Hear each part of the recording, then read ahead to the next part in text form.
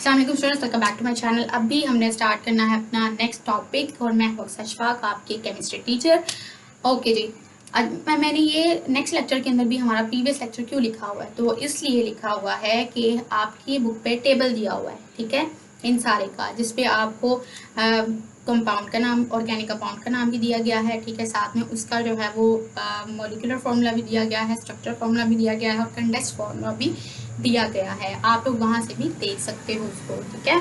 और कोशिश मेरी यही होगी कि मैं लेक्चर्स के साथ आपको जो है वो पिक्चर्स या वीडियोस कोई है तो वो मैं साथ में शेयर कर दूं, ताकि बच्चे जो है वो इंटरेस्टिंगली जो है वो इसको ले सकें, ठीक है। और वाकई में बहुत इंटरेस्टिंग ये चैप्टर है, ठीक है, और पूरी की पूरी केमिस्ट्री ये बहुत इंटरेस्टिंग है। अगर आप इंटरेस्ट लेके पढ़ोगे कोई चीज़ मुश्किल नहीं है, मुश्किल और आसान, बल्कि मुश्किल ही सिर्फ जो मुश्किल है वो सिर्फ आपके माइंड के अंदर है, ठीक है, वरना आप लोग इतने माशाल्लाह से काबिल होंगे कि आप लोग कर सकते हो, ठीक है। इसमें कोई मुश्किल बात नहीं है, देखा अगर क्लियर किया जाए तो कितना ईजी है, ठीक है।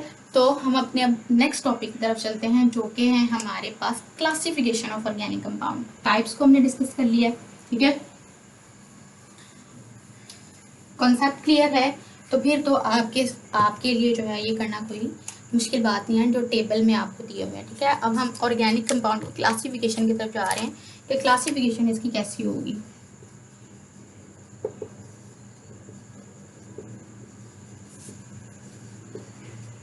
Organic compound, classification of organic compound.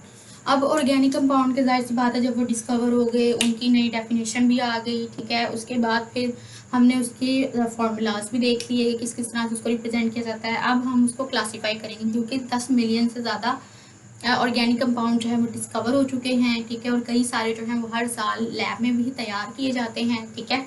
तो ज़रूरी ये बात होती है कि अब हम उसको क्लासीफाई करते हैं, ठीक है, ताकि हमारे लिए ऑर्गेनिक कंपाउंड को स्टडी करना जो है वो आसान हो जाए। तो इसलिए जो है वो क्लासिफिकेशन का सिस्टम निकाला गया, ठीक है, जिसमें ऑर्गेनिक कंपाउंड को जो है वो क्लासीफाई किया गया, क्योंकि हर ऑर्गेनिक कंपाउंड जो होता है वो डिफरेंट होता है, उसकी प्रॉपर्टीज़ डिफरेंट होती हैं, जिस तरह से हर इंसान एक दूसरे से डिफरेंट होता है, ठीक है, हर इंसान की शक्ल डिफरेंट होती है, उसके करेक्टरिस्टिक्स, उसके फीचर्स डिफरेंट होते हैं, तो इसी तरह से ऑर्गेनिक कंपाउंड की भी करेक्टरिस्टिक्स डिफरेंट होती हैं, और जिसकी वजह से उसको क्लासीफाई किया जाता है, ठीक है जी। तो फिर क्लासिफिकेशन की जरूरत महसूस की गई, तो इनको अब कैसे क्लासीफाई किया गया। क्लासिफिकेशन का मतलब क्या है कि ग्रुपिंग कर दी गई ना, ठीक है, जिस तरह से आपने बायो में पढ़ा होगा, ठीक है, वो पहले जो थे वो पौधे ऐसे होते थे, आज जो है वो उनकी शक्ल चेंज हो गई है, ठीक है। पहले जो थे वो सांप जो थे उनके टांगे होती थी छोटी छोटी सी, फिर वक्त के साथ साथ इवॉल्व होते होते उनकी टांगे जो है वो ख़त्म हो गई, ठीक है।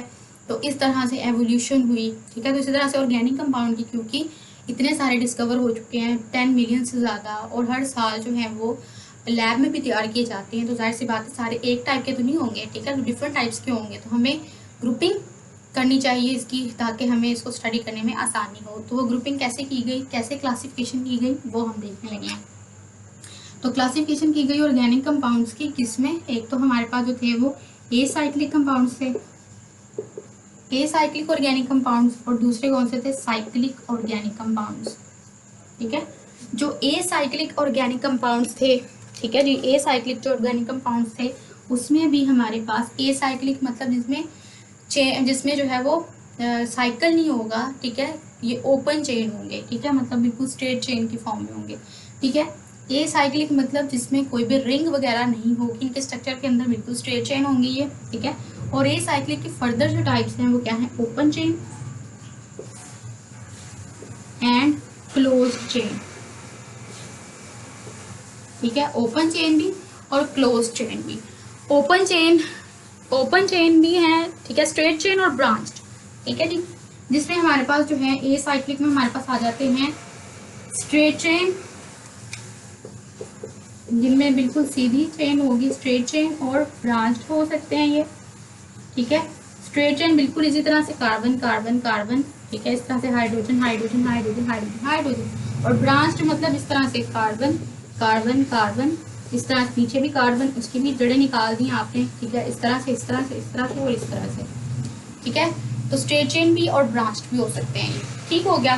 दूसरी हमारे पास थी कौन सी, साइक्लिक, या फिर इसको हम बोल सकते हैं क्लोज्ड चेन, क्लोज्ड चेन या साइक्लिक, ठीक है, एसाइक्लिक या फिर ओपन चेन, ठीक है, ओके। और जो साइक्लिक है जाहिर सी बात है इनका स्ट्रक्चर कहीं ना कहीं पे जाके बंद होता होगा, ठीक है जी। क्लोज चेन और साइक्लिक में हमने देख लिया क्लोज, अच्छा जी, हमने ओपन चेन और ए साइक्लिक को देखा है, स्ट्रेट चेन भी होते हैं, ब्रांच भी होते हैं।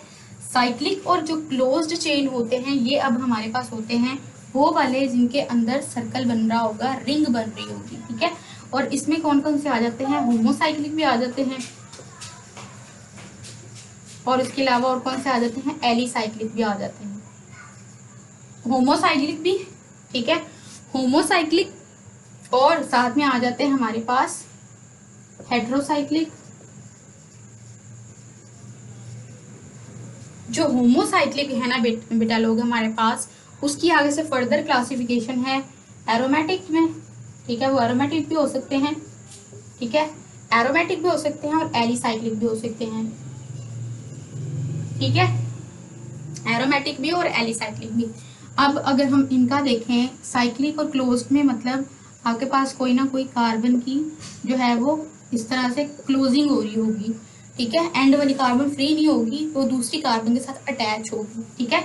इसी तरह से क्लोज चेन यहाँ पे जो साइक्लिक हैं वो होमोसाइक्लिक भी होते हैं, हेट्रोसाइक्लिक। होमोसाइक्लिक का मतलब ये है कि सारे के सारे कार्बन से ही मिलके ये चेन बनी, मतलब कि रिंग बनी होगी। और हेट्रोसाइक्लिक का मतलब ये है कि कार्बन के अलावा कोई दूसरा एटम भी जो है वो रिंग का हिस्सा होगा, ठीक है। तो होमोसाइक्लिक में देखा जाए तो इनके आगे से दो टाइप्स है, एरोमेटिक। एरोमेटिक मतलब कि इनमें बेंजीन रिंग होगी, ठीक है, बेंजीन रिंग होगी, इस तरह से करके नजर आ रही है आपको, बेंजीन रिंग होगी, ठीक है। मेरी कोशिश होगी कि पिक्स भी आपको साथ साथ शेयर कर दी जाए ताकि आप लोग जो है वो इजीली जो है इसको कर सको, ठीक है, अंडरस्टैंड कर सको, अपने माइंड के अंदर बिठा सको, ठीक है। तो बेंजीन एरोमेटिक यानी कि जिनके अंदर बेंजीन होगी वो वाले होमोसाइक्लिक होंगे, का सारे के सारे कार्बन, यहाँ भी कार्बन, यहाँ भी कार्बन, यहाँ भी कार्बन, यहाँ भी कार्बन और यहाँ भी कार्बन, ठीक है, सारे के सारे जो है वो कार्बन से मिलकर बने होंगे। और एलिसाइक्लिक में क्या होगा कि इनके अंदर बेंजीन रिंग नहीं होगी लेकिन होंगे ये भी रिंग फॉर्म में। किस तरह से, इस तरह से रिंग हो सकती है, इनकी स्क्वायर शेप वाली रिंग हो सकती है, ठीक है। उसके अलावा इनकी ट्राइंगल हो सकती है, ठीक है, यानी कि बेंजीन नहीं होगी, बेंजीन रिंग नहीं होगी लेकिन कोई दूसरी रिंग होगी, वो होंगे एलिसाइक्लिक। हेट्रोसाइक्लिक में कौन से होंगे कि इनमें एक कार्बन की जगह कोई दूसरा एटम जो है वो अटैच होगा, वो सल्फर हो सकता है, वो ऑक्सीजन हो सकता है, कोई भी और हो सकता है, ठीक है। जैसे कि आपको बुक एग्जाम्पल दिए थायोफीन की और पिरिडीन की। पिरिडीन की अगर देखा जाए इस तरह से तो यहाँ पे एन अटैच है, ठीक है जी, पिरिडीन की। उसके अलावा थायोफीन की है, वहां पे सल्फर अटैच है, इस तरह से करके, इस तरह से, ठीक है, सल्फर अटैच है यहाँ पे, थायोफीन और पिरिडीन हेट्रोसाइक्लिक। दोबारा से ओवरव्यू हम देख लेते हैं, बोर्ड मार्किंग चीज क्या, दोबारा से हम इसको देख लेते हैं कि क्लासिफिकेशन जो है हमारे पास ओपन चेन, जिसको एम या ए साइक्लिक यानी कि जिसमें कोई रिंग वगैरह नहीं बनेगी, ओपन चेन होंगे ये, ठीक है। और ये स्ट्रेट चेन भी हो सकते हैं और ये ब्रांच भी हो सकते हैं, ठीक है। इनकी आगे से फर्दर टाइप्स हैं। उसके बाद फिर हमारे पास आ गया साइक्लिक और क्लोज चेन। साइक्लिक और क्लोज चेन में हमारे पास होमोसाइक्लिक यानी कि जिसमें सेम एटम से मिलकर रिंग बनी होगी, और हेट्रोसाइक्लिक जिसमें एक कार्बन को रिप्लेस कर दिया होगा किसी दूसरे एटम ने, ठीक है। होमोसाइक्लिक के आगे से फर्दर डिफरेंट टाइप्स हैं, जैसा कि एरोमेटिक है और एलिसाइक्लिक है। एरोमेटिक मतलब जिसमें बेंजीन रिंग होगी, ये ऐसे ऑर्गेनिक कंपाउंड होंगे।